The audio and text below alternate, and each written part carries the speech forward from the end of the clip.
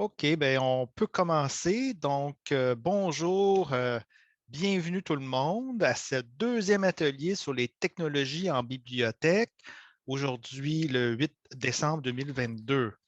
Mon nom est Tristan Muller, je suis directeur du développement technologique aux bibliothèques de l'UQAM et je serai aujourd'hui votre animateur et votre gardien du temps. Donc, cet atelier est enregistré et sera disponible là, par la suite à un endroit précis. Je pense qu'on vous a déjà diffusé pour le premier atelier, mais on va vous le rediffuser pour le deuxième atelier un peu plus tard. Je tiens à souligner que cet atelier est organisé par le Comité sur les technologies en bibliothèque du PBUC et qui s'adresse au personnel des bibliothèques universitaires du Québec. Et le thème d'aujourd'hui, c'est l'utilisation des API en bibliothèque. Donc, vous rêvez d'une nouvelle fonctionnalité de votre système préféré, vous avez envie d'inclure des données ou des services d'un autre système vers une autre page web, vous voulez faciliter la vie de vos usagers en offrant une saisie automatique de données, bien, venez aujourd'hui. On a toutes sortes d'ateliers. Nos collègues vont nous présenter comment ils utilisent les API de nos systèmes qui sont communs et notamment avec LibCal et WMS. Donc, au courant de jusqu'à 16h30, il y aura plusieurs intervenants de plusieurs universités qui vont nous présenter ce qu'ils font avec les API. Et sinon, ben, ça, les présentations sont courtes. On parle de 10 à 15 minutes. Et on va essayer de laisser une place là, pour les discussions et les questions. Donc, à la fin de chaque présentation de 10 minutes, ben, vous aurez non, c'est 10 minutes, la présentation totale, mais il va y avoir une place pour les discussions. Donc, on vous demande d'utiliser la fonction lever la main. Les API, qu'est-ce que c'est? En anglais, c'est Application Programming Interface. On pourrait le traduire en français par interface de programmation d'application. Moi, ça ne me dit pas grand-chose. Je suis allé voir une définition rapide. Là. Je suis allé voir Données Québec. Je trouvais ça intéressant. Leur définition, c'est les API sont un moyen efficace de faire communiquer deux programmes informatiques. Ainsi, une API permet d'automatiser certaines tâches dynamiques en lot, puis de programmer des tâches qui doivent être exécutées fréquemment. Moi, je la trouve intéressante. On verra finalement dans les présentations concrètes d'aujourd'hui comment ça se concrètement comment ça se réalise finalement. Donc, on a tout un programme aujourd'hui. Et puis, ben, on va commencer tout de suite avec la première présentation. C'est une série de deux. Ça va porter sur LibCal de SpringShare. Donc, la première présentation, c'est Christian Rémillard qui est à l'Université de Montréal et qui va porter sur la diffusion des horaires et des formations sur le site web des bibliothèques. Donc, Christian, je ne sais pas si tu es là. Oui, je suis là. Je ne sais pas si vous m'entendez. On t'entend. OK. C'est à toi. Bien, bonjour. Je pense que le partage d'écran est désactivé. Ah.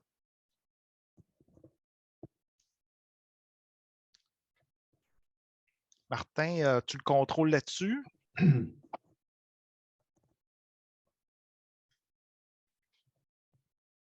Essaye donc, Christian, là, je pense que c'est bon.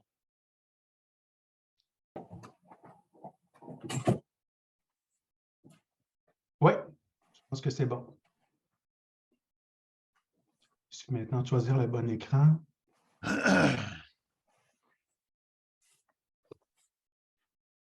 Donc, vous voyez ma première diapositive? Oui.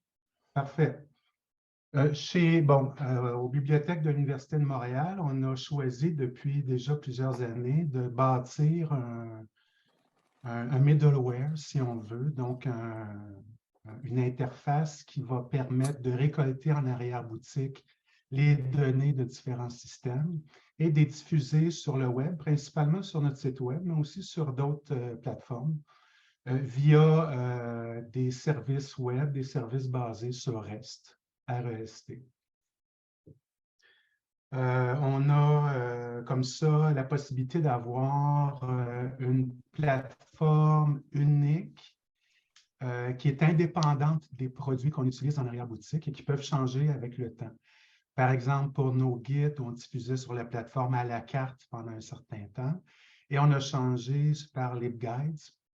Cependant, sur notre site web, il n'y a aucun changement parce que le site web s'alimente à partir de nos services web qui, eux, restent inchangés publiquement. C'est évidemment, les services web ont dû être changés quand un service d'arrière-boutique a changé pour pouvoir se connecter aux nouveaux produits. Mais tout ça, c'est transparent pour ce qui est en amont.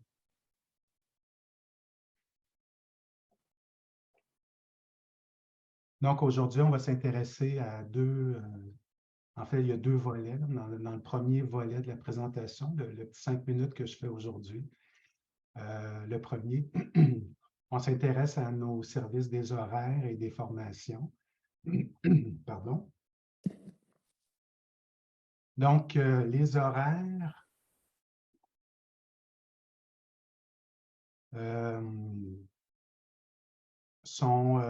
en fait, le service des horaires, c'est une application qui est bâtie en Node.js. C'est une plateforme qui permet d'écrire un programme serveur en JavaScript, si vous ne connaissez pas ce que c'est.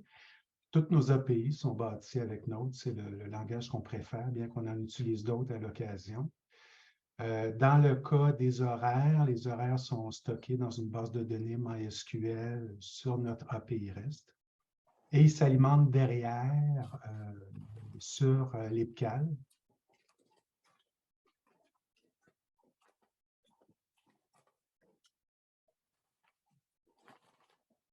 Si vous utilisez l'IPCAL, l'interface est probablement familier pour vous. Donc, dans l'IPCAL, on a toutes nos bibliothèques qui sont représentées ainsi que leurs services. Si je vais par exemple à la bibliothèque des lettres et sciences humaines, désolé pour le scroll, ça donne le vertige d'habitude en vidéodiffusion. Donc, pour la bibliothèque des lettres et sciences humaines, les personnes qui sont responsables de saisir l'horaire aux bibliothèques utilisent cette interface-là pour saisir les heures. Par exemple, pour ce qui est je vais aller un peu vite, du service de soutien informatique ou de référence, par exemple, le comptoir de référence. Bien, pour la plage horaire du 29 août au 23 décembre, donc c'est la plage horaire dans laquelle on est en ce moment, on utilise l'horaire, un gabarit d'horaire qui est l'horaire de référence pour la BLSH. Et ce gabarit-là, il inclut tous les jours de la semaine, ouvert de 7 h à 23 h. Donc, c'est comme ça qu'ils saisissent leurs horaires. Et nous, au niveau des services web, quand les horaires sont saisis, bien, il y a une interface directement sur notre service pour aller importer. Voilà. Donc, je ne sais pas si vous voyez l'adresse, mais on se trouve à ce moment directement sur notre API des horaires en production. Il y a une petite interface d'administration pour que les gens qui gèrent les horaires sur l'IPCAL puissent directement importer de l'IPCAL dans notre base de données sur l'API. Je fais une importation en ce moment, donc ça ne va rien écraser puisqu'on n'a rien modifié en arrière-boutique. Mais c'est pour vous montrer qu'il y a eu 5189 horaires d'importer, certains horaires, dont celui qui s'appelle le studio d'enregistrement et la bibliothèque jour férié n'ont pas été importés. C'est normal. Ce n'est pas tous les horaires de l'IPCAL qui sont importés dans notre API, c'est seulement certains de ceux-là. Et une fois que l'horaire a été importé, si je vais interroger directement l'API avec un logiciel qui s'appelle Postman, Donc, je m'en vais, je vais aller chercher l'horaire pour la Bibliothèque des lettres et sciences humaines, par exemple.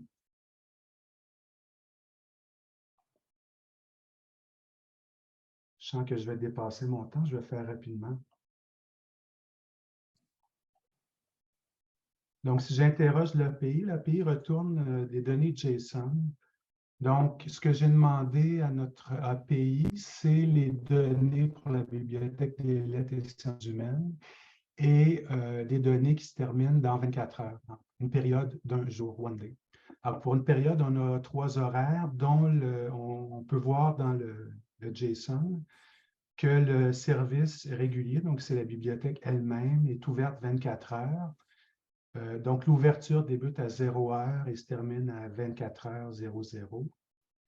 Pour avoir un horaire plus commun, le service de référence ouvre à 7 heures le matin et ferme à 23 heures le soir. Ce qui va être affiché sur notre site web, c'est ici, de 7 heures à 23 heures. Donc, ces données-là sont exploitées notamment par notre site web dans une section de notre site des horaires qu'on peut aller visiter.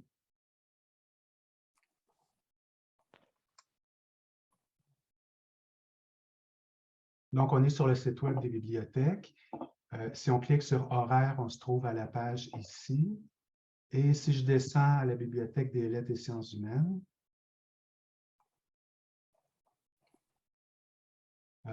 on peut voir qu'en ce moment, la référence qu'on a vue était ouverte de 7 heures du matin à 23 heures pour la journée d'aujourd'hui. Et on peut se promener comme ça dans les données et ça interroge du 24. Donc, pendant Noël, du 24 le 25, le lendemain de Noël, on voit que tout est fermé. Ça interroge en temps réel notre API en arrière. On a également sur notre page de bibliothèque ce qu'on appelle un widget, un petit encadré ici, sur la page de la bibliothèque elle-même qui indique son adresse, c'est très succinct. On a un petit widget qui interroge le même API, mais qui cette fois-ci va s'intéresser uniquement à l'ouverture d'aujourd'hui et en fonction de ça, va afficher ouvert 24 heures ou en ce moment fermé. Et pour avoir l'horaire complet, ben, on nous dirige vers la page des horaires de notre site des bibliothèques. Minute, Christian. Oui. Pour ce qui est des formations maintenant, on utilise l'EPCAL également pour stocker nos données de formation. Donc, aujourd'hui, par exemple, à 17h30, il y a une formation EndNote qui se donne. Et c'est géré ici. Si je vais sur le portail disciplinaire de notre bibliothèque, le portail pour anthropologie, démographie, sociologie. Donc, sur notre site, on a comme plusieurs autres sites de bibliothèques, des données, des pages qui regroupent les grandes disciplines. On a également un encadré ici pour les formations qui indique que la fameuse formation EndNote, gérer vos références bibliographiques, se donne aujourd'hui à 17h30 jusqu'à 19h. Et on peut avoir... Maintenant, on a la fiche de la formation qui vient directement de EndNote, cette fois-ci qui ne passe pas par un API, mais... Et je vais m'arrêter là. Stop share. Voilà. Ça fait le tour de la petite présentation. Super. Est-ce qu'il y aurait des questions, commentaires?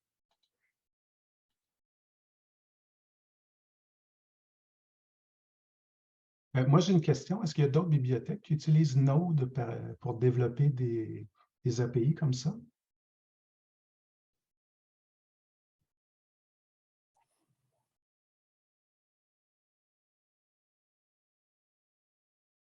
Oui.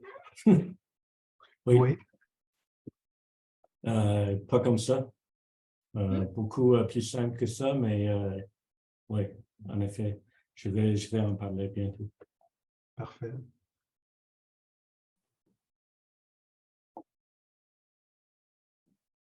Fait qu'on comprend, Christian, que on remplit toutes les informations directement dans l'IPCAL, puis ensuite, la magie des API fait en sorte que c'est diffusé là, sur le site web. Exactement. Fantastique. Moi, j'aimerais ça jouer à ça. Oui, c'est ça. Est-ce qu'il y a une autre question?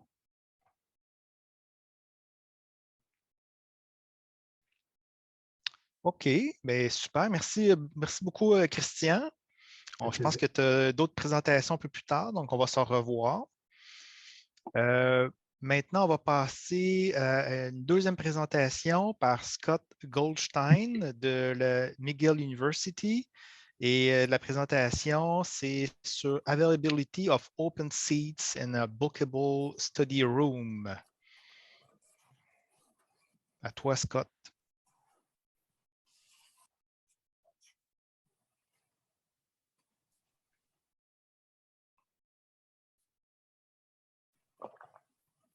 Oh wait, bonjour. Can everybody hear me? Yes. Okay. And can everybody see the screen? Yes.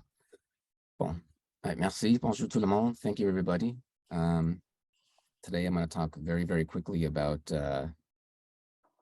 using the LibCal API to pull in data about which seats are available in a bookable study room at McGill University.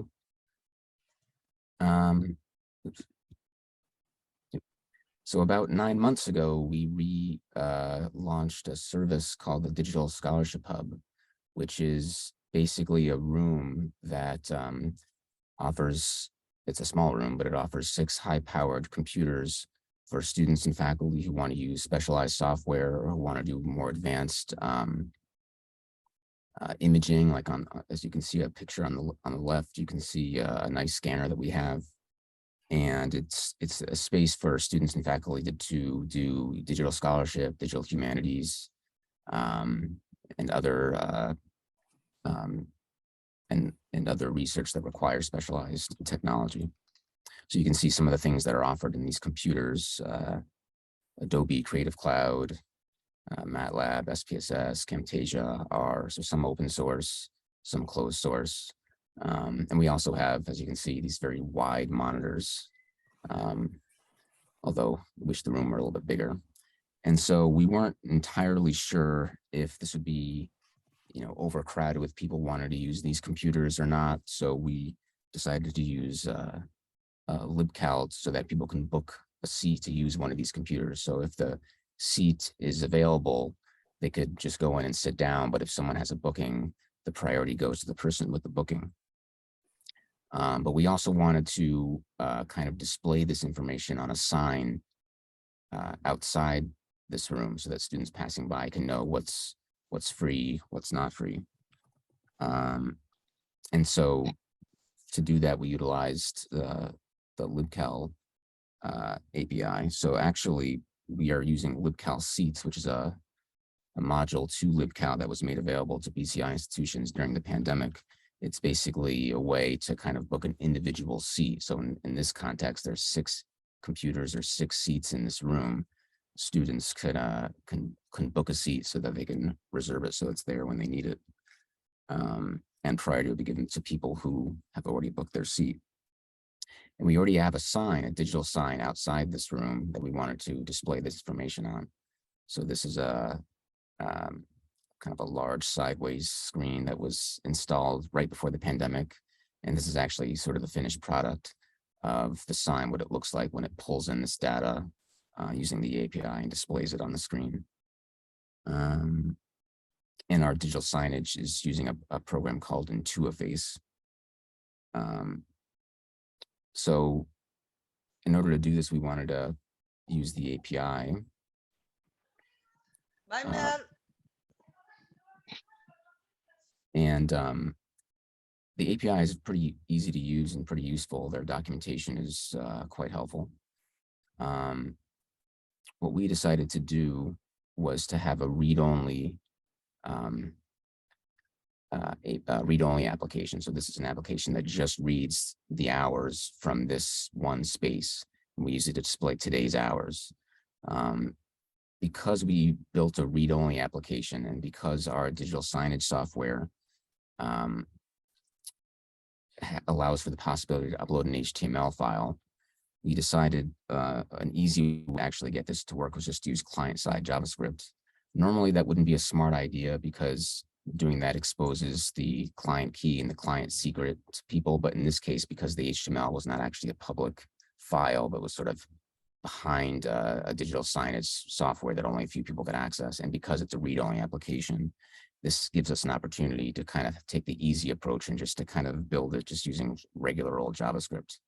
And I actually got a lot of use out of this tutorial, which explained how to just regular old vanilla JavaScript HTML. And you could just use fetch and directly query the API, and then use JavaScript to template the data that you want to display. It also explains in this context, when you're using this kind of API, how to preserve and use the token. You'll do an API call. It'll give you a token which lasts for about an hour, and you use that token to do your further API call. So this resource is very helpful for doing this in vanilla JavaScript. One interesting aspect of this API and all APIs is that it returns a lot of data in a very structured format. So this is all of the availabilities for computer number one, and it's helpful, but as you can see, it's not in a great, just kind of gives, it's available from 1 to 1:30 and from 1:30 to 2 and from 2 to 2:30. And displaying this on the screen wouldn't help users. So we had to figure out a way to properly parse and template this data, which was a little bit of a challenge, but we got it to work. So here's an example of kind of what we did. If there were no bookings, it kind of loops through each of these ranges and figures out if it's available all day. It's available from 9:30, the current time, let's say, or 9:45, until the closing hours. But let's say someone books at 1:30, we wanted to kind of display that it's available right now until 1:30, and then someone has it booked, and then it's available again from 2 until closing time. So rather than kind of showing every single possible time, we kind of use the data to break out what are the ranges when it's available. It's available from as we speak until 1:30, then someone has it booked, and then 2 to closing time. And I think that is mostly it. It provides a good example of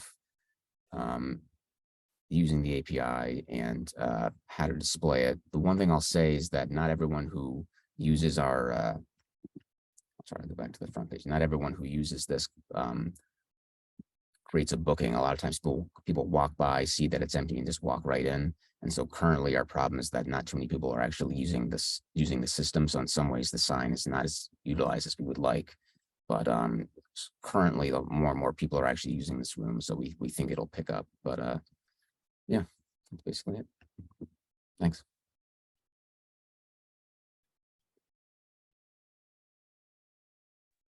Merci, Scott.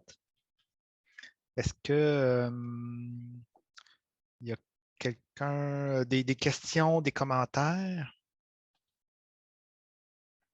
Oui, Francisco. Yes, Scott, I have a question. Do you, when users do a reservation for one of the machines and don't show up, do you have any way of how do you deal with that part? Like, does it freeze it up? Because we're facing similar products, and honestly, we haven't found a good solution when people don't show up to how to deal with it. I was wondering what you guys are doing. No, we're in the same situation. We don't have a good solution for people who don't show up. No, we're in the same exact boat as you, unfortunately. Okay.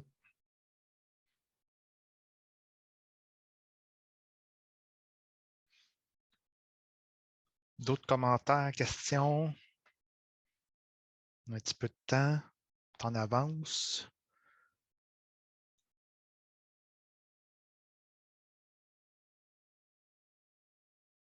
Bon, OK. Ben, thank you very much, Scott. Merci. On va passer à une autre section dans l'agenda. On va parler des collections maintenant. Et puis, je vais inviter Larry Deck, qui est à Concordia University. Je pense que Larry, tu as trois présentations à nous faire finalement, Ouais. back à back. Une sur la récupération des informations bibliographiques par code barre. Une deuxième sur la création en lot de notices de fonds locaux. Puis une troisième, modification en lot des exemplaires, commandes et dossiers d'usagers. Donc, Larry, à toi. Merci, Tristan. Donc, oui, les trois sont réunis en termes de collection, mais à part ça, ils sont assez hétérogènes en termes de solutions, en termes de technologies utilisées. Le premier, la récupération des informations bibliographiques par code barre, il s'agit d'un microservice en Node qui est visé pour les fins. On a des commis qui travaillent avec Aries, qui est un produit américain pour gérer les réserves de cours, les réserves électroniques ainsi que imprimées. Et parfois, ces commis-là ont un document en main qui a un code barre et ils veulent ajouter ce document dans un cours quelconque. Et l'idée, c'est qu'avec ce microservice-là, ils peuvent scanner le code barre pour récupérer les données bibliographiques automatiquement sans avoir à copier-coller ou choses comme ça. Aries, je vais partager.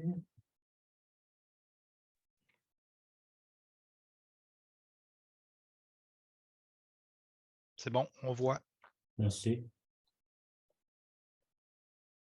Aries a la possibilité d'ajouter des extensions qui s'appellent add-on, qui sont écrits majoritairement en Lua, un langage scripting, et ils avaient pour le produit Aries un add-on ciblé à Alma.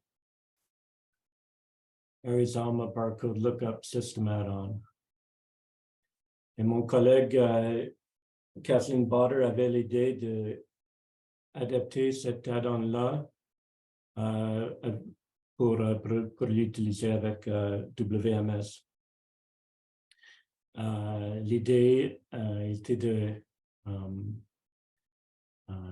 impersonate, de faire en sorte que la réponse que donne le web service est identique à ce que l'add-on anticipe, qui vient normalement d'Alma en forme XML.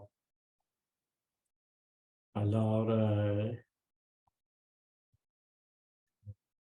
juste donner un exemple. Donc, si j'interroge l'add-on directement, le web service directement, ça répond avec un bloc d'XML qui vient de l'API metadata de WMS, qui est modifié par le service web et qui est retourné vers Aries. Donc, en Aries, ça ressemble un peu comme ça. J'ai un court test avec quelques items ajoutés.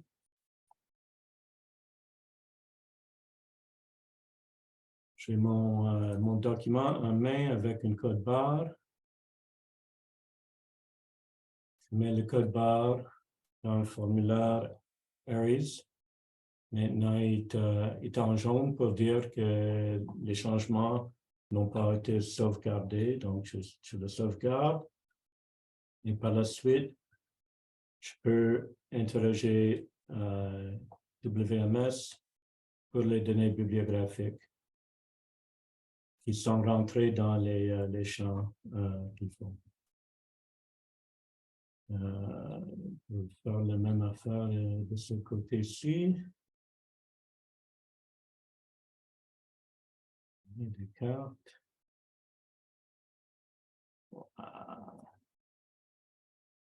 OK.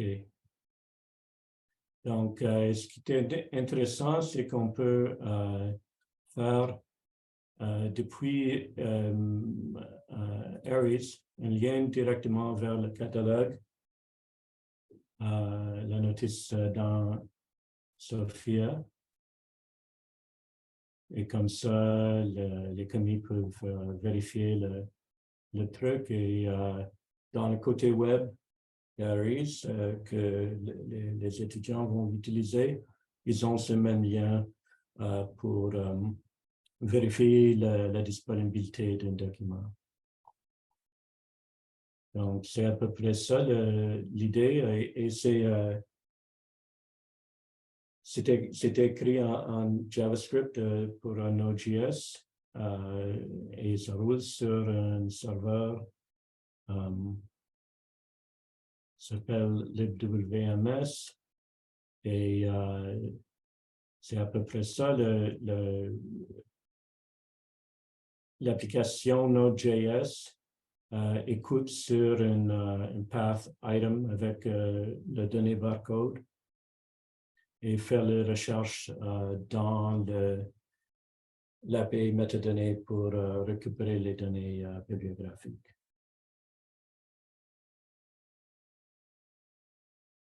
C'est à peu près ça. S'il y a des questions pour ce côté, parce que je passe à d'autres technologies pour la suite. Pas de questions? Peut-être qu'il va en avoir un peu plus tard. OK. Et parfait. Pour le reste de ce bloc sur les collections, d'abord, je vais parler rapidement à propos de création en lot des notices de fonds locaux parce qu'il s'agit d'un projet durant la migration. On avait à créer des centaines d'exemplaires pour les équipements qu'on catalogue dans WMS. On a des notices bibliographiques pour nos laptops et nos tablettes. Et on avait, comme je dis, des centaines d'exemplaires à créer. Et on a décidé de le faire en lot avec l'API Collection Manager. Donc, si on regarde la notice bibliographique,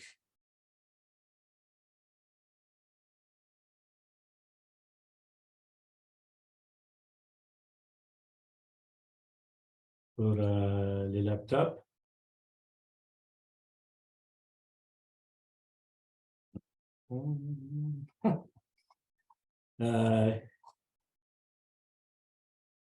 nos holdings sont plus bas.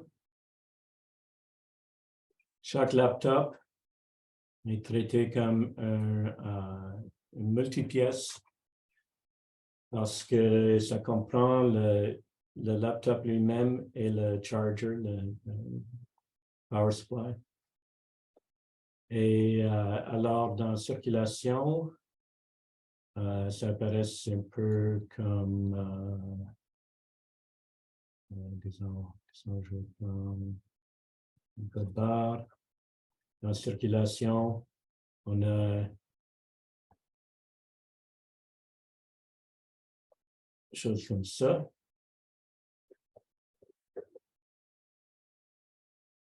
pour le laptop.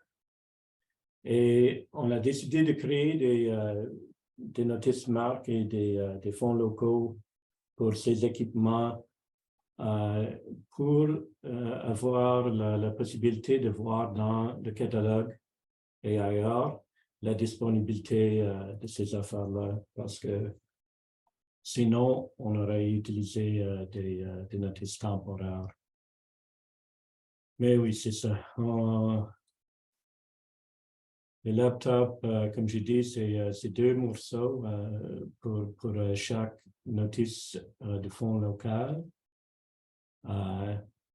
Et alors, j'ai dû écrire un script Python pour ajouter à chaque, dans chaque notice bibliographique, un pour le laptop, un pour les tablettes, ces centaines d'exemplaires avec leurs morceaux en mode multipièce. Et l'affaire avec l'API Collection Manager qu'il faut savoir, API Collection Management API, ce qui est mal nommé parce que ça n'a rien à voir avec Collection Manager de WMS, c'est vraiment l'API pour les NFL. Tu as la possibilité de créer, de mettre à jour, de supprimer des copies. Mais cette API-là, il utilise une représentation de la notice en JSON. Ouais. Et cette affaire, la représentation JSON dans cette API n'est pas complet par rapport aux marques. Je peux rapidement regarder un exemplaire dans Postman. Ouais. Donc, les données représentées de façon JSON, mais si on bascule vers WMS et on regarde la notice marque de fond local, on verra que, par exemple, les indicateurs dans la marque ne sont pas représentés nulle part dans le JSON de l'API. Donc, mettre à jour une notice ou créer une notice avec cette API-là va être incomplet la plupart du temps parce que on n'a pas tous les morceaux, on n'a pas les zones fixes, on n'a pas certains indicateurs. Donc, même après la création en lot des exemplaires de laptop et de tablettes, les gens dans catalogage ont dû modifier ces notices marques. Mais quand même, c'est utile. On a la possibilité de modifier avec l'API au niveau de l'exemplaire même, c'est-à-dire à niveau de l'item, l'affaire code barré. La modification en lot qu'on peut faire dans le module de métadonnées de WMS avec les record worklists touche uniquement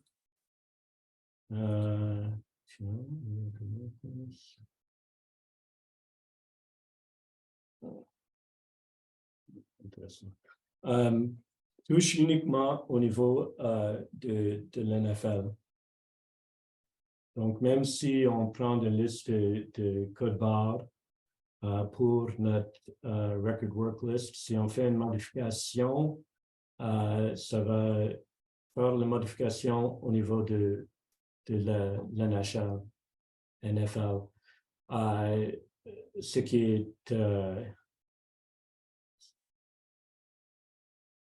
qui est plate, parce que des fois, on a un changement à apporter dans un item qui fait partie d'une multipartie. Et si on veut faire ce genre de modification, il faut le faire avec l'API. Donc, pour la suite, pour les modifications en lot des exemplaires, commandes et dossiers d'usagers, je vais parler des dossiers d'usagers. Mais l'idée est toujours la même. La modification en lot des notices dans WMS, que ce soit avec l'API Collection Management, l'API Identity Management pour les usagers, les API d'acquisition pour les bonnes commandes, les commandes, les factures, ou même avec les notices bibliographiques, suit toujours la même séquence d'opérations. Ça, c'est un script que je viens de mettre sur GitHub, disponible en mode public. Tu peux le récupérer, tu peux l'utiliser à vos fins. Et je vais juste démontrer rapidement ce script, comment ça marche.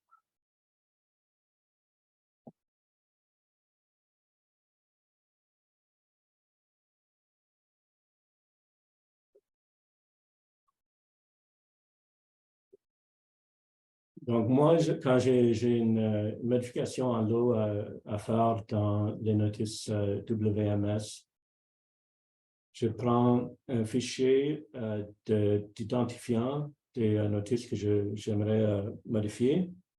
Je fais passer par un script qui traite pour chaque identifiant ces chaînes d'opérations. Chaque API où on peut faire une modification dans une notice WMS a une fonction pour lire ce notice, une fonction pour modifier ce notice, mais si on veut éviter d'écraser un changement qui est fait par quelqu'un d'autre, il faut donner à l'API, lorsqu'on modifie une notice, le e-tag, qui est l'identifiant de la version de cette notice. Je vais juste rapidement indiquer de quoi je parle. Je suis ici dans le...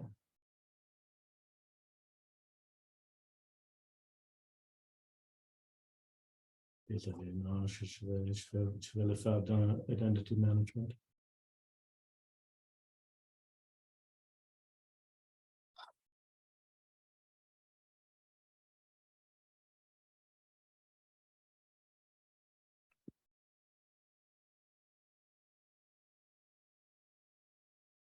Je cherche d'abord un token avec OAuth.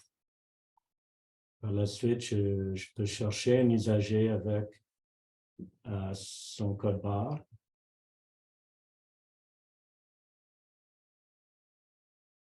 Ça donne une réponse en JSON, mais comme c'est une recherche, ça donne en principe une liste de réponses.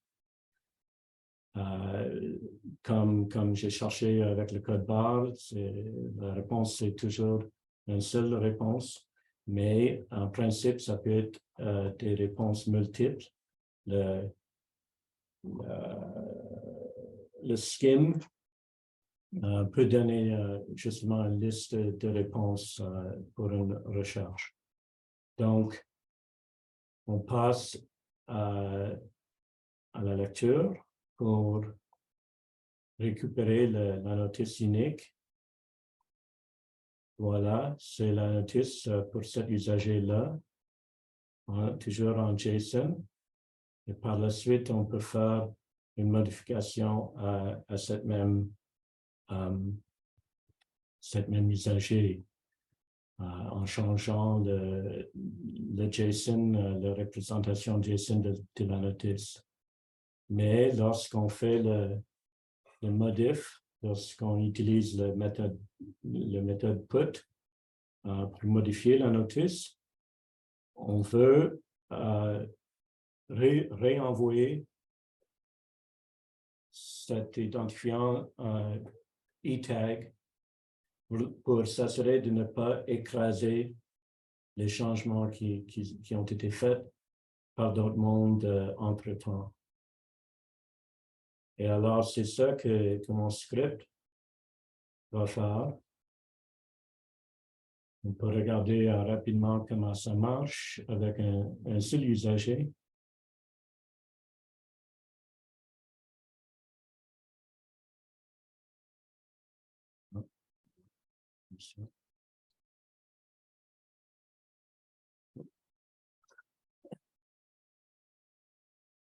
Voilà.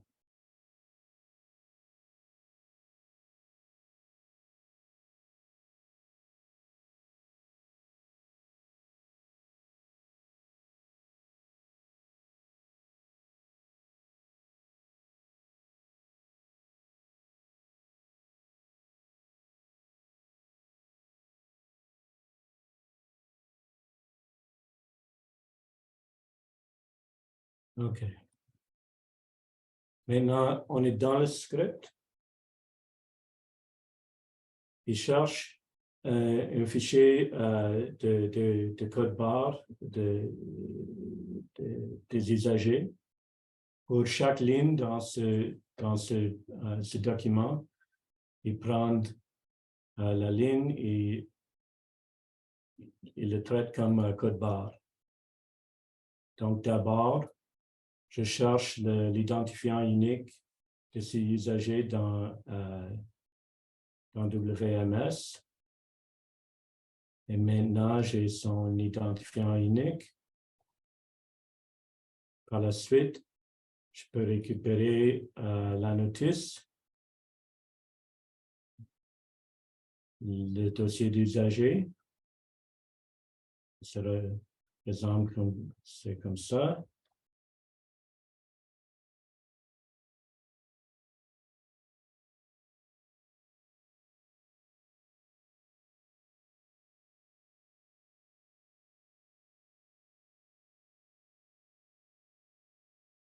Et formaté en JSON, toutes les données. Et maintenant, je veux faire une modification dans ce dossier-là.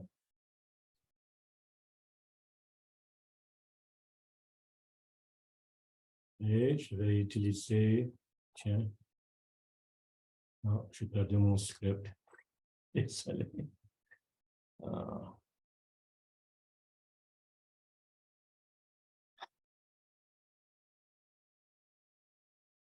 Ça a bien marché. Je suis désolé.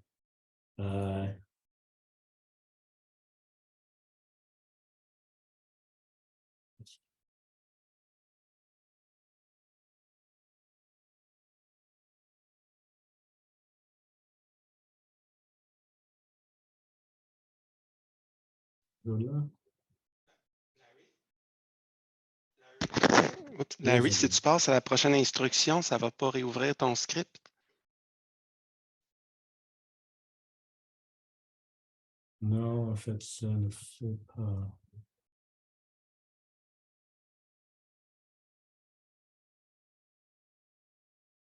Désolé. Je vais recommencer.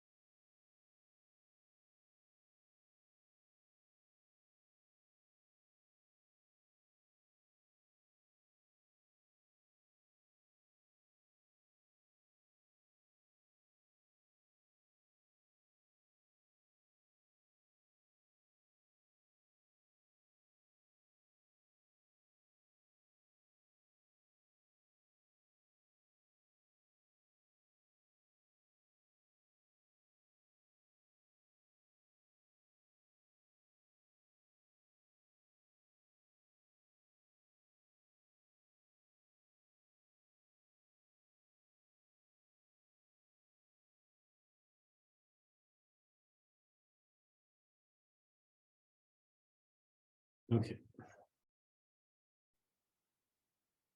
Je trouve l'identifiant de l'usager. Je récupère son dossier. Par la suite, je récupère le e-tag. Je crée une version modifiée du dossier pour ensuite faire la mise à jour avec update.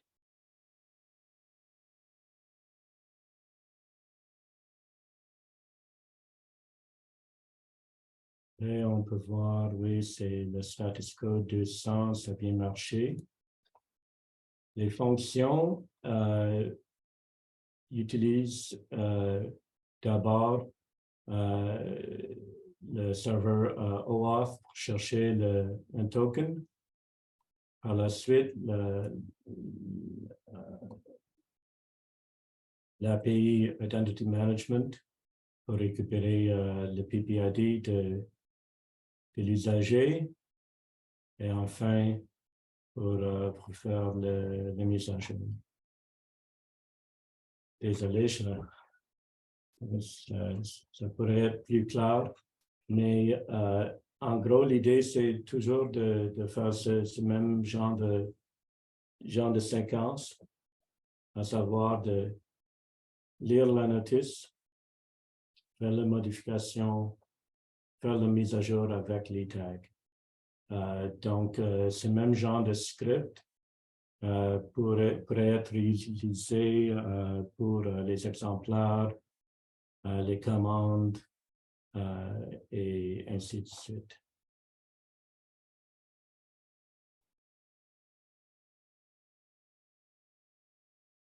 Je ne sais pas si c'est compréhensible, mais c'est ça, c'est disponible sur GitHub. Tu pourrais utiliser vos fins. Adapter,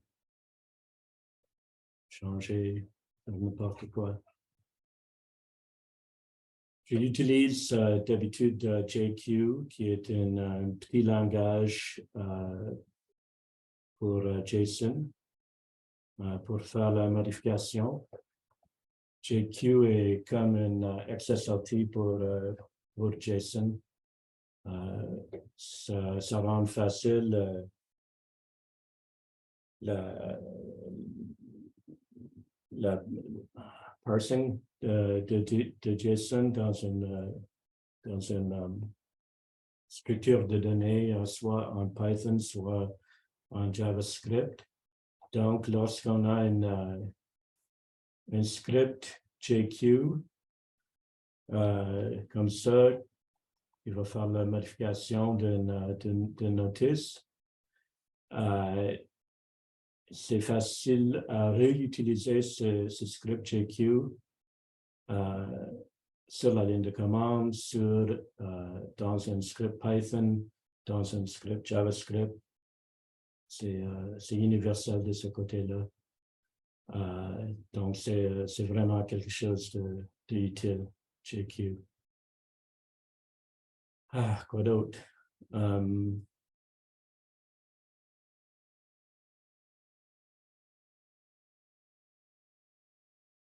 dans le README de ce aussi API Bulk Updater, j'ai raconté toute l'histoire de comment chercher un WS Key pour les API, comment indiquer que on fait une application machine to machine, parce que comme ça, on peut utiliser l'authentification Client Credentials Grant. On utilise le scope qu'il faut.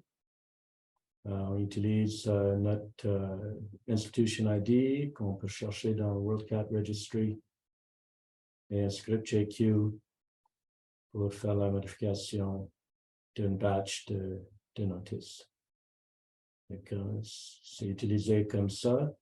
On passe une liste de notices dans la script sur la ligne de commande en mode standard input. Et le script répond avec son succès, une liste de succès. Donc, j'espère que ça peut être utile à certains d'entre vous.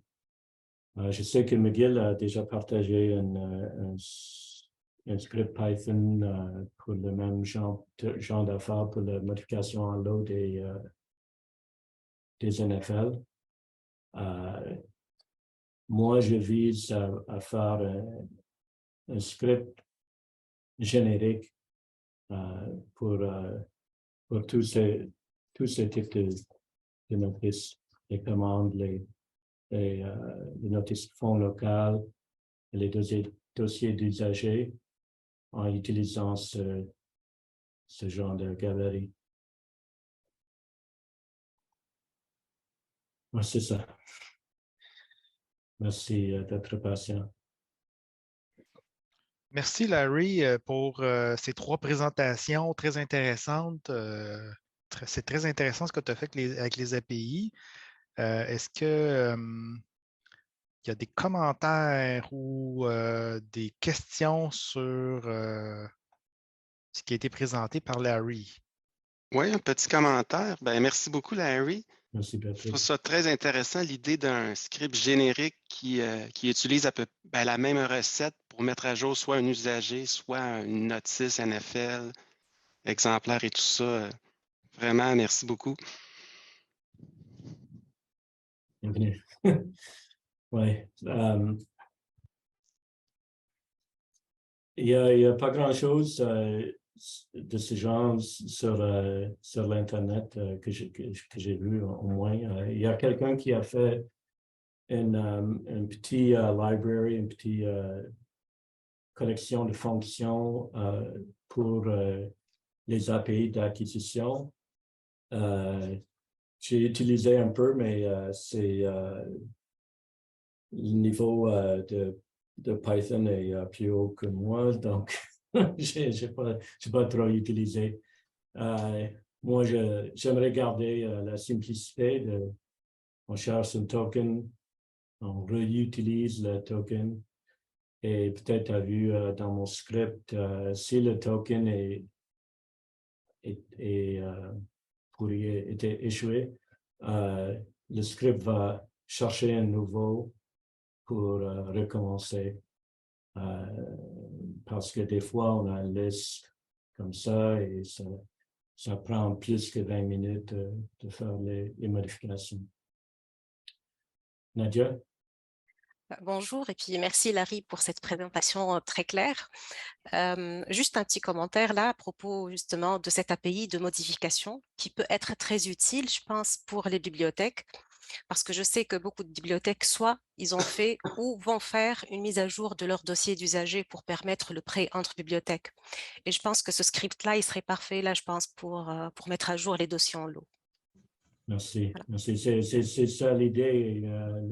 L'exemple que je donne de modification JQ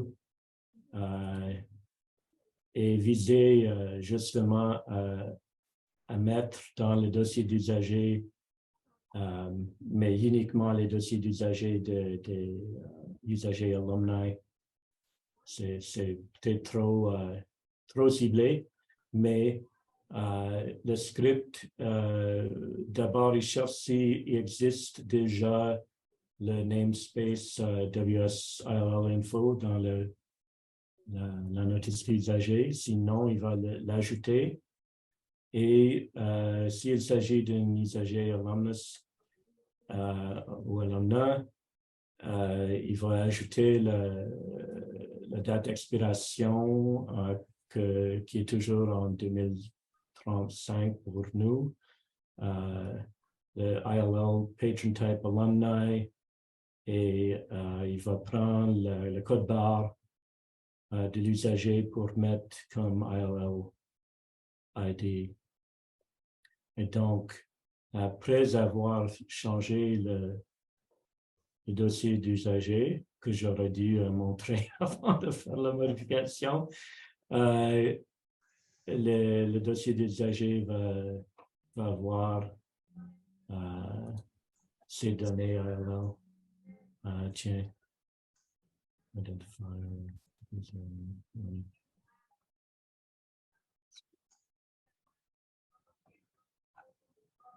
J'ai touché cet usager ici.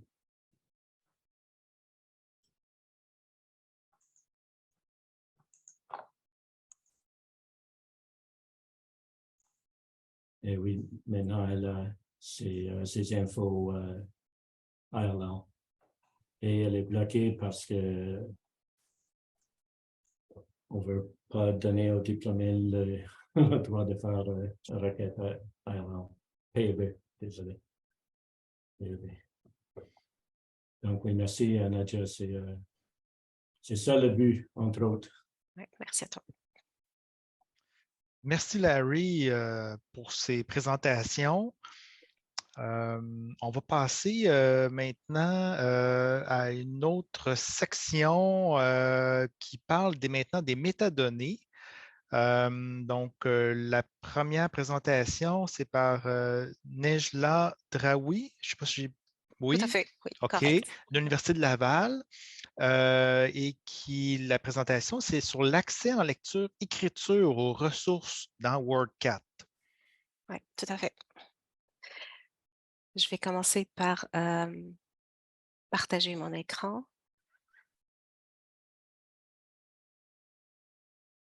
C'est bon? On voit. Parfait. Parfait. Juste l'agrandir. Donc, je me présente, Nejla Draoui, donc je suis employée à la bibliothèque de l'Université Laval, puis j'occupe actuellement le poste de pilote de système. Et puis, dans les systèmes parmi les systèmes que je pilote, on utilise énormément des API. Et aujourd'hui, là, on va partager avec vous notre expérience d'utilisation des API d'OCLC dans certains de nos systèmes. Pour l'accès en écriture et en lecture aux métadonnées, je vais prendre l'exemple. Excusez-moi, je vais juste réduire ça. Voilà. Je vais prendre l'exemple de la collection des thèses et mémoires de l'Université Laval. En fait, nous, ce qui se passe, c'est qu'à l'université, et je suppose que c'est semblable un peu partout, nous recevons les thèses et mémoires des différents étudiants et nous entreposons dans notre entrepôt local qui est Corpus. Là, vous avez comme une capture du système Corpus. Et puis, pour les besoins de la PPS, là, on était obligé de rendre accessibles nos thèses et mémoires à travers WorldCat, puis non seulement les rendre accessibles, mais aussi les rendre traitables par les bibliothécaires dans le système WMS, le système de gestion. Et puis pour nous, donc, c'était important qu'il n'y ait pas un double travail ou une double tâche pour nos catalogueurs qui soient obligés de saisir manuellement les thèses et mémoires. Quand je parle saisir, c'est-à-dire les métadonnées. Donc, qu'ils les saisissent en même temps dans Corpus et qu'ils les saisissent en même temps dans WMS. Donc, on a voulu trouver une solution qui permettrait d'automatiser tout ce processus-là. Et pour faire cette automatisation-là, donc, on avait besoin d'une écriture, donc automatiser la création des notices bibliographiques pour la collection des thèses et mémoires dans WMS, et puis aussi permettre la synchronisation des notices créées, puisque les notices qui sont créées dans WMS vont être manipulées par les catalogueurs, puis modifiées, et on a besoin de récupérer aussi ces modifications-là dans notre entrepôt. En plus donc de cet accès en écriture et cet accès en lecture, on a aussi besoin de rendre repérable par l'outil de découverte le contenu de la collection des thèses et mémoires.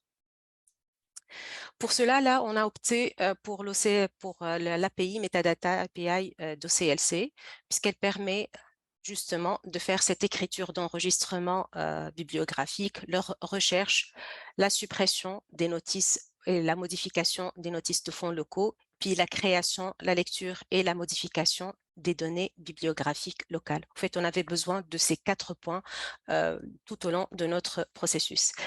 Là, j'ai mis le lien, bien sûr, vers la documentation de l'API. Je ne vais pas entrer dans le détail des signatures des API, mais elle est disponible sur le site d'OCLC. Un petit schéma là, très simplifié de la structure de la solution qu'on a mise au point. Donc, il y a 3 étapes sur mon schéma. La première étape, c'est la réception des thèses et mémoires. Nous les recevons de la faculté des sciences, des études supérieures et postdoctorales. Première étape, ce serait la création des thèses et mémoires dans le dépôt institutionnel qui est Corpus. Ensuite, et c'est là où on aura besoin des API de CLC, on aura besoin d'un accès, comme je l'expliquais tout à l'heure, un accès en écriture, et puis d'un accès en lecture qu'on appelle un processus de synchronisation.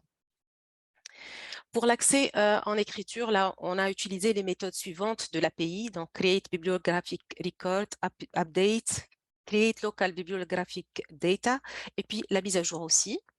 Et pour l'accès en lecture, on a utilisé ces 2 méthodes-là qui sont le read de l'enregistrement bibliographique et puis la recherche des données bibliographiques locales. Là, ce que j'ai ici, c'est une capture d'écran d'une thèse qu'on avait créée automatiquement dans WMS. Ça, c'est la première version, excusez-moi, dans Corpus. Donc, ça, c'est la première version de la thèse créée dans Corpus. Il y a un travail initial de catalogage là-dessus qui sera fait. Ensuite, cette thèse est créée dans WMS avec toutes les métadonnées. Il y a certainement eu une conversion des données entre le format ETDMS utilisé dans Corpus et le MARC utilisé dans WMS. Un autre travail de catalogage a été fait ici. Donc, par exemple, je prends l'exemple des résumés. Là, dans les champs 520, les catalogueurs ont ajouté des résumés à nos thèses, puis des références URVM, et puis beaucoup d'autres informations. Et puis, la flèche là qui va vers la gauche, c'est la synchronisation et elle a pu mettre à jour la thèse qui a été créée initialement dans Corpus en lui ajoutant le résumé. Donc, ce que je voulais montrer à travers ce schéma simplifié du processus de notre solution, c'est vraiment ce besoin en écriture. On écrit à partir de Corpus vers WMS et ce besoin en lecture qu'on a eu de WMS vers le dépôt institutionnel. Pour tester cette API, je pense que Larry a très bien montré là Postman. Donc, on utilise Postman, on utilise Swagger aussi. Bon, les 2 permettent de tester les API avec un petit avantage à Swagger parce qu'il permet de documenter plus en détail les API. Je donne ici un exemple de requête dans Postman pour lire une notice, donc le processus de lecture à travers Metadata API. Et puis, le résultat qui est là. Je peux vous montrer directement dans Postman. Là, je préparais un cas pareil là pour lire la notice bibliographique à partir de son OCN. Donc, nous utilisons également une authentification OAuth 2 pour obtenir un token. Et puis, en lançant ma requête, je vais obtenir les informations complètes sur ma notice bibliographique. Alors, quelques chiffres sur l'utilisation justement de l'API Metadata API. Donc, on a eu besoin de faire un chargement initial dans Corpus par cette API-là de 25 849 thèses. Et on a eu un taux de succès élevé, donc ça a fonctionné. Nous faisons des tâches courantes donc de chargement de thèse et de synchronisation, comme je l'expliquais tout à l'heure, écriture plus lecture. Donc, on en fait une moyenne de 20 thèses et mémoires, ce qui nous fait un total de 2500 à peu près thèses et mémoires depuis juillet 2020, date à laquelle on a mis en production notre solution. Je termine là par quelques problèmes qu'on a pu rencontrer. On en a eu quelques-uns, c'est normal là, au cours du développement. Ça peut être utile à d'autres bibliothèques qui auraient besoin peut-être d'utiliser la même chose, la même API. Puis, ce qu'on a remarqué, par exemple, si on faisait 2 écritures consécutives, on recevait des échecs. L'écriture se fait très rapidement, mais le fait qu'elle soit accessible prend du temps, que la notice soit accessible prend du temps. Donc, on a pallié à ce problème-là en ajoutant comme un laps de temps dans l'exécution de nos écritures. Donc, j'écris la première notice, j'attends comme 60 secondes et puis j'écris la deuxième. Donc, cela nous a permis de pallier à ce problème-là. On avait également rencontré un autre problème là d'échec d'écriture parce que avec l'API Metadata API, ça fonctionne en deux étapes. On crée en premier lieu la notice bibliographique et par la suite, il y a une autre méthode qui permet d'écrire les données bibliographiques locales pour que la notice soit complète. Alors, ce qu'on a remarqué, c'est qu'en écrivant la notice bibliographique et en essayant d'écrire rapidement les données bibliographiques locales à la suite, on recevait également des échecs. Et puis là aussi, on a pallié à ça par ajouter des délais entre les différents appels. Peut-être un autre point là que je n'avais pas noté, mais qui me vient en esprit, là, le fait de tester aussi. Même si on utilise un espace de test mis à notre disposition par OCLC, la sandbox de WMS, le fait de créer une notice, même dans la sandbox, la rend visible dans l'environnement de production. Donc, du coup, on était obligé en testant soit d'écrire et d'effacer rapidement ce qu'on a écrit. Ça nous a limité un peu dans les processus de test d'écriture. On faisait très attention parce que ce qu'on écrivait en acceptation ou en test se voyait en production. Voilà, donc j'ai terminé. Là, je ne suis pas entrée trop dans les détails de programmation, juste pour dire que nous utilisons les API de CLC, mais nous construisons des services web au-dessus, bien sûr, de ces API-là et que nous utilisons deux technologies, le .NET et puis le Java également. Voilà. Est-ce que vous avez des questions? Merci, Nejla. Merci. Donc, est-ce qu'il y a des questions, commentaires?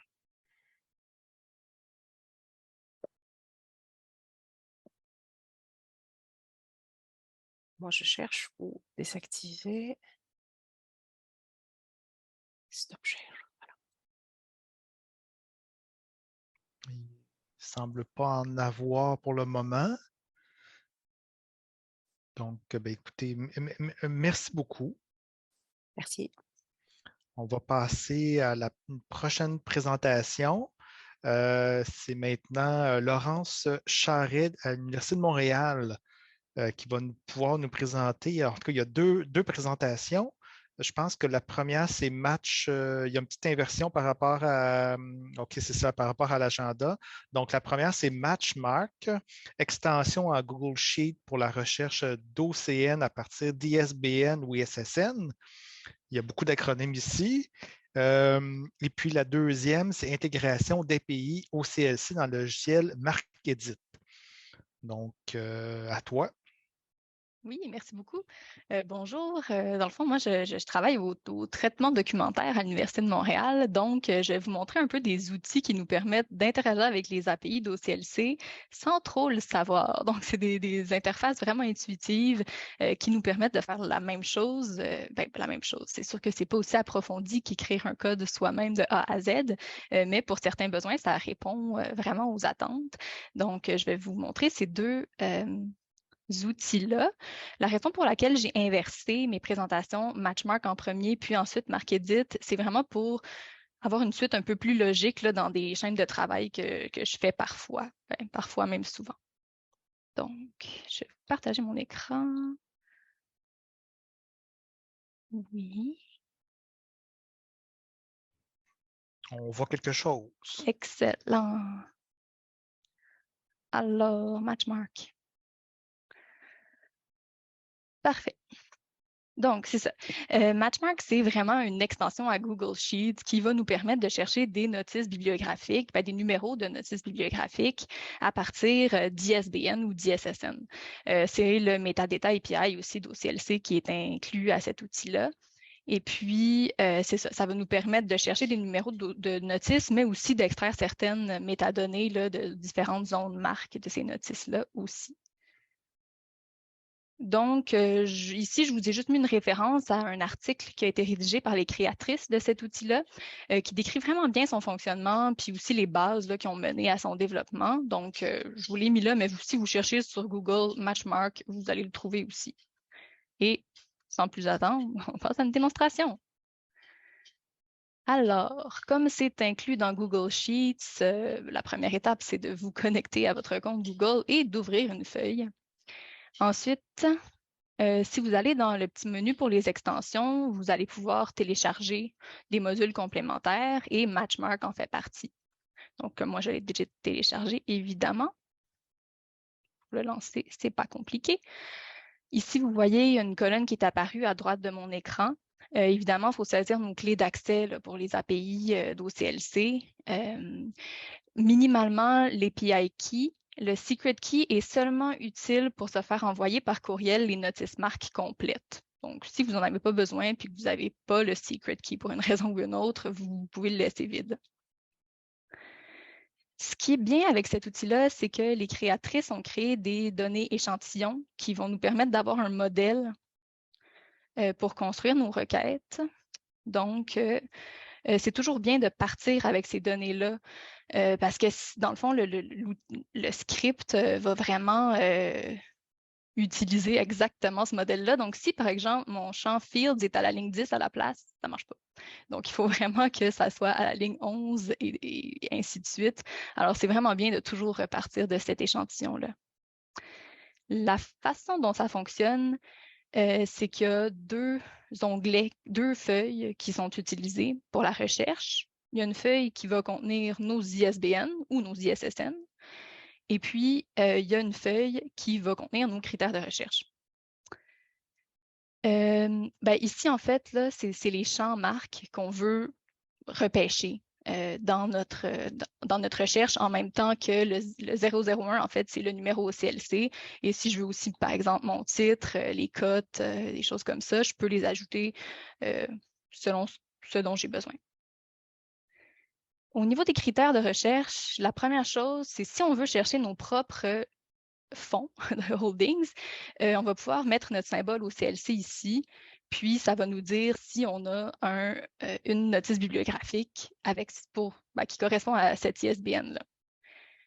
Et puis ici, c'est ensuite d'autres critères qu'on veut utiliser pour chercher des notices. Donc, c'est là où ça devient vraiment intéressant parce que c'est sûr qu'il y a beaucoup d'autres façons de chercher en lot des notices à partir d'une liste d'ISBN, mais si on a des critères précis, par exemple, des notices cataloguées en français qui ne sortent pas nécessairement en priorité dans des recherches en lot dans d'autres outils, on peut utiliser ces critères-là pour vraiment venir définir « je veux des notices en français, je veux qu'elles soient RDA, etc. » Donc, la façon dont ça fonctionne, c'est que ça va commencer par évaluer la première ligne. Si ça ne trouve aucune notice, ça va chercher une notice qui correspond à la deuxième ligne et ainsi de suite. Malheureusement, j'ai remarqué que je ne sais pas depuis quand, mais ça ne fonctionne pas tout à fait. Là, j'ai comme pas pris le temps d'écrire aux créatrices de l'outil pour leur dire, là, le code est disponible sur GitHub aussi, puis je n'ai pas beaucoup exploré ça parce que, premièrement, je suis beaucoup moins techno que la plupart d'entre vous. Mais dans le fond, j'ai trouvé une façon pour contourner le problème. Donc, ce que je fais, c'est que je remplis seulement une ligne. Puis, si jamais j'ai des critères plus précis à ajouter, je relance une recherche sur la même liste d'ISBN en ajoutant mes critères à la même ligne. Puis, ça règle le problème. Donc, je vais juste vous montrer un peu comment ça fonctionne avec des vraies données. Ici, bon, c'est une utilisation pour laquelle j'emploie souvent cet outil-là. Sûrement que plusieurs d'entre vous le savez, dans nos collections de titres numériques, il manque beaucoup de numéros de notices au CLC pour des titres donnés et ça nuit à la découvrabilité de ces titres-là qui ne sont pas du tout affichés dans SOFIA. Donc, souvent, à partir des listes d'ISBN dans les KBART, des collections globales, je fais une recherche comme ça, puis j'ajoute moi-même les numéros de notice dans les collections globales. Donc, par exemple, ici, c'est pour numérique premium sans OCN. Un petit échantillon, parce que je pense qu'il y en a 1000 à peu près sans OCN. Donc, ici, premièrement, ça va être mes ISBN et ici, mes critères. Et je lance tout simplement la recherche. Ah, OK, oui, je me souviens ce que j'avais fait. Donc là, voyez-vous, j'avais mis RDA comme critère. Il n'y en a pas beaucoup de notices RDA parce qu'on a beaucoup de notices françaises qui n'utilisent pas RDA. Donc, si j'enlève ce critère-là, vous allez voir que ça va se peupler un peu davantage quand même. Donc, c'est automatique. Et là, moi, j'avais sélectionné quelques zones que je voulais voir dans mon fichier Excel pour faire des vérifications. Puis voilà, c'est pas plus compliqué que ça. Ça va assez vite. La seule chose, c'est qu'il y a une limite de temps en fait, pour que ça roule là, dans Google Sheets. Puis, si ça atteint la limite, ça ne nous dit pas où ça a arrêté. Donc, ce que je fais, c'est que si je me rends compte que ça fait, mettons, 2 minutes qu'il n'y a pas eu de modification à ma feuille, je vais relancer la requête à partir de la ligne 98, par exemple, ici. Puis, ça va repartir à cet endroit-là, puis ça va peupler mes colonnes. Voilà. Donc là, justement, si je voulais ajouter le critère RDA, ben là, je l'ajouterais ici. Puis je relancerai la recherche. Donc, on va voir qu'ici, ça va être remplacé par la notice de BANQ. Et c'est tout. Alors, est-ce que vous avez des questions sur cet outil-là ou je passe tout de suite au prochain? Questions, commentaires? En fait, Laurence, Oui. merci, mais j'ai pas. C'est où que tu inscris dans Matchmark mettons ta clé pour les API? Je suis désolé si tu l'as montré, mais. Ah, OK, c'est à ici, droite. Oui, OK, à droite, dans j'avais la pas petite vu. colonne que là, il est caché, évidemment, je ne veux pas le partager. Oui. Donc, c'est ça. Si c'est pas rempli, ça ne fonctionne pas, puis j'ai un message d'erreur. On pourrait l'essayer. Je l'ai quelque part. Bien, merci. Ouais. Mais puis pour être sûr, est-ce qu'on voit les ISBN pour lesquels il n'y a pas de match? Est-ce que c'est des ISBN que vous avez en collection? Oui, dans le fond, ça, c'est des ISBN pour des titres numériques pour lesquels il n'existe aucune notice bibliographique sous format numérique en ce moment. OK. Donc, ça, c'est effectivement un problème. Donc, c'est pour ça que on peut voir, là, même si j'enlève le critère de français, là, donc je mets juste, ça ici, c'est un critère pour restreindre aux notices au format numérique. Ah non, par exemple, j'ai enlevé mon API key. Quelle erreur. Mais on va voir que, dans le fond, il n'y a pas plus de notices en anglais pour ces titres-là. Donc, ça, c'est un autre problème qui fait en sorte que, justement, ces ressources-là ne sont pas du tout découvrables en ce moment. Là. Donc, évidemment, on en crée des notices en lot pour pallier le problème. Oui, je comprends. Je constate que c'est effectivement un problème. Merci. Merci. Larry, tu as une question, commentaire? Oui, juste rapidement pour demander où se trouve ce script encore sur GitHub. Ouais. Si on va ici.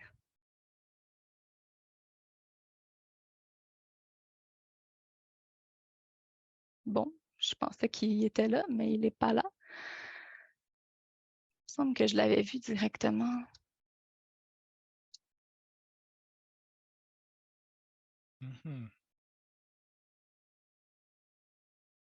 Ça, c'est-tu un GitHub? Non, mais c'est un site web. Wow, OK. Donc, il y a un site web. Alors, j'imagine que dans le About, ça nous parle. Et oui. Voilà. Je pourrais le mettre dans le chat. Merci. Parfait. Et c'est très intéressant. Oui, je pense que c'est ça. Ça peut être un bon point de départ aussi là, pour les gens qui sont capables de vraiment rédiger des scripts. Donc, je vais essayer de le mettre dans le chat. Voilà. Merci. Ça fait plaisir. Super. Ben, je pense qu'il n'y a pas d'autres questions sur ce point-là. Donc, je pense que tu pourrais passer à l'autre présentation, intégration d'API au CLC dans le logiciel MarkEdit. Parfait. Bon, je vais repartager. Excusez les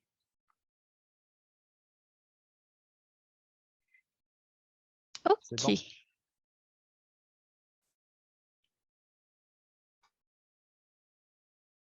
Voilà. Alors, pour ceux et celles qui ne connaîtraient pas le logiciel Markedit, là, c'est un logiciel incontournable pour la communauté de catalogueurs. Ça nous permet vraiment de faire plusieurs choses sur des notices marques, dont du traitement en lot là, généralisé, pas nécessairement pour utiliser dans OCLC. C'est un logiciel très utilisé par la communauté. Ça nous permet de programmer notamment des listes de tâches, de modifications en lot sur des notices, puis de les répéter là, pour des usages dont on a souvent besoin. Et puis, ce logiciel-là a différentes intégrations de SIGB, là, ALMA, etc., mais aussi une intégration au CLC. Donc là, encore, c'est le Metadata API qui est inclus dans le logiciel. C'est un logiciel libre, donc tout le monde peut le télécharger. Et il y a une grande communauté d'utilisation, donc si vous cherchez des réponses à vos questions, vous allez certainement les trouver sur une liste de diffusion qui est très active. Ici, c'est un peu une redite, là, parce que dans le fond, l'intégration d'OCLC va permettre les mêmes choses que l'API Metadata en général, donc d'interagir avec des notices bibliographiques WorldCat, avec les DBL, les données locales, et avec les fonds locaux. Ce qui est important de savoir, c'est que pour les fonds locaux, il n'y a pas d'intervention qui est possible dans le contenu des NFL. Ça va être vraiment juste configurer ou supprimer des localisations. Donc, comme on a vu, si on a besoin d'intervenir dans le contenu, ça va être vraiment l'API Collection Management, qui n'est pas intégré dans Markedit. C'est un peu mon rêve, j'avoue, parce que ça nous aiderait, nous, les non-codeurs. Donc, je vous ai juste mis ici une petite diapositive sur comment configurer l'intégration dans Markedit, mais l'important, c'est qu'il y a une démonstration vidéo par le développeur du logiciel, Terry Reese, qui est assez complète. Donc, si vous cherchez ça sur YouTube, OCLC Markedit, vous allez trouver le vidéo et vous serez en selle. Ici aussi, je vais vous montrer ça pendant la démonstration. OK. Je vous laisse seulement ajouter quelques considérations plus générales là, sur les modifications de notices bibliographiques WorldCat. Comme vous savez, il n'y a pas de fonctionnalité qui permette de faire ces opérations-là directement dans WMS. Et c'est sûrement pas pour rien, c'est assez risqué parce que ce sont des notices partagées. Donc, il faut faire attention à ce qu'on fait. Et bien sûr, que ça soit dans WS même ou via les API, les notices doivent passer la validation WorldCat. Donc, des règles de catalogage, par exemple la concordance des chiffres indicateurs avec les sous-zones utilisées dans une zone. Les zones obligatoires doivent être dans les notices et tout. Donc, toutes les notices doivent passer la validation WorldCat une à une avant d'être versées vers WorldCat, que ça soit des nouvelles notices ou des mises à jour sur des notices existantes. Quand on utilise cette API-là, une notice qui aura une zone 001 va vraiment remplacer intégralement la notice correspondante dans WorldCat. Ce n'est pas seulement de l'ajout de zone, c'est vraiment un remplacement. Là, ça va écraser la notice qui existe dans WorldCat. Au moins, il y a des petits mécanismes de protection, comme il y a un genre de timestamp qui est dans les premières positions du 008, qui est la dernière mise à jour de la notice. Non, ça, c'est la création de la notice 008. Le 005, c'est la dernière mise à jour de la notice. Ça doit correspondre entre la notice existante dans WorldCat et la notice qu'on soumet pour remplacement, parce que sinon, ça ne fonctionnera pas. Donc, c'est un peu comme un mécanisme de protection dont parlait Larry là, pour la version de la notice. C'est à ça que ça sert, ces mécanismes-là. Ça va bloquer si nos notices ne correspondent pas. Et si on soumet une zone sans 001, ça va créer une nouvelle notice dans WorldCat. Il n'y a aucun mécanisme de détection des doublons qui est intégré dans ces processus-là d'utilisation du Metadata API. Évidemment, ultérieurement, il y a peut-être le mécanisme de DDR qui va repérer ces doublons-là et les fusionner, mais c'est quand même à garder à l'esprit. Idéalement, on ne veut pas peupler la base de de nombreux doublons. OK. J'ai-tu le temps? Et 30, c'est pas si pire. Une petite démonstration qui est la suite logique de ce que j'ai fait tout à l'heure. Donc, quand j'ai repêché tout à l'heure des notices qui correspondaient à mes livres numériques pour numérique premium, il y a un problème qu'on a dans la vie avec OCLC, c'est que plusieurs notices françaises sont des notices de fichiers d'ordinateur. Mais ce sont les notices pour les livres numériques en question. Ce n'est pas vraiment des fichiers d'ordinateur, c'est un problème de conversion de schéma, entre les schémas, d'après moi. Puis ça, ben, ça nuit à nos usagers parce qu'ils ne cherchent pas des notices de fichiers d'ordinateur, ils cherchent des notices de livres numériques. Donc, moi, je fais régulièrement des opérations pour modifier en lot sommairement ces notices-là pour qu'ils soient au moins bien identifiés comme fichiers d'ordinateur, comme livres numériques. Et je fais ça dans MarcEdit. Donc là, j'ai triché, j'ai déjà isolé mes notices qui sont des fichiers d'ordinateur à partir de cette position-là dans le leader. Et j'ai une liste de tâches dans MarcEdit qui sert à transformer ces notices-là en notices de livres numériques. Donc, il y a plusieurs zones qui sont modifiées, ajoutées, etc. Et puis, ici, j'ai mon intégration de l'API au CLC et je peux aller Create, Update, Bibliographic Data. Ah oui, je veux le sauvegarder. Donc, à partir de cette option-là, tout ce que je fais, c'est, ben, ça me le dit ici, là, que dans le fond, dès que j'ai un 001 au CLC number, ça va être mis à jour dans WorldCat. Donc, j'ai juste à faire Process et vous allez voir, là, c'est vraiment une notice à la fois. J'en ai pas trop, donc ça devrait aller rapidement. Puis là, celle-là devrait déjà avoir été mise à jour, donc on va juste la rechercher. Et oui, c'est devenu un livre numérique, aussi simple que ça.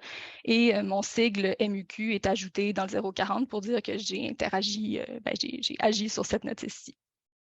Et puis, à la fin, j'ai les résultats qui me sont montrés. Donc, s'il y a des problèmes de validation, comme je parlais plus tôt, ils sont affichés ici. Quand il y a des problèmes de validation, les notices sont vraiment pas du tout remplacées. Donc, il faut recommencer pour ces notices-là. Il n'y a pas juste une zone qui est extraite du versement. C'est vraiment un processus à refaire au complet. Voilà. Donc, je ne vous montre pas comment modifier des données locales. C'est un peu le même fonctionnement. Mais tout ça, c'est possible à partir d'un beau logiciel et j'en suis vraiment satisfaite. Donc, voilà. Est-ce que vous avez des questions? Ouais, merci Laurence pour cette présentation. C'est très intéressant. Qu'est-ce que tu fais avec MarcEdit? Ça fait plaisir. Questions, commentaires, réponses? Larry. Question. J'ai un collègue qui utilise MarcEdit de la même façon. Je viens de recevoir un sondage de la part de CLC sur comment on utilise certains API que j'ai peur ils vont mettre fin à ces API. Oh, et non. entre autres, ils demandent si on utilise MarcEdit avec l'API Search version 1. Et oui, en fait, je pense qu'on utilise parce que c'est comme ça que ça marche. Mais Ouais. est-ce que tu as eu le même sondage? J'ai pas reçu ce sondage-là. Peut-être que je suis pas assez dans les zones techno de nos CLC pour l'avoir vu passer. Mais je vais jeter un œil parce que c'est sûr qu'on l'utilise pour télécharger les notices. D'après moi, c'est le search qui est utilisé. Oui. Oui, il devrait être très populaire, là, MarcEdit. Oui. C'est utilisé partout. On devrait lancer une pétition. Ils ont l'intention de tuer cette API, mais je ne sais pas, c'est peut-être juste qu'ils veulent savoir. Ouais. Philosophiquement, qui utilise quoi, je sais pas. Peut-être. OK. Merci. Ben, je vais regarder ça. Je vais répondre au sondage, moi aussi. Merci. Merci. Est-ce qu'il y a d'autres questions, commentaires?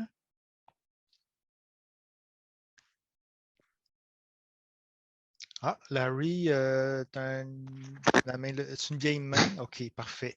Comme il n'y a pas d'autres. Oui, excuse-moi, oui, Tristan, une petite chose. Oui, le Search API, c'est la version 1 qui sera supprimée, mais ils sont rendus à une version 2 depuis quelques temps pour le Search API. Donc, d'après moi, ça va juste prendre une mise à jour si ce n'est déjà fait dans MarcEdit. OK, merci Patrick. Je vais vérifier. OK. Donc, on arrive à la pause. Donc, pause de maintenant et on reprend à 14h50 avec toute une autre série de présentations et ça va porter sur les documents et la recherche. Donc, on reprend 14h50. À tout de suite.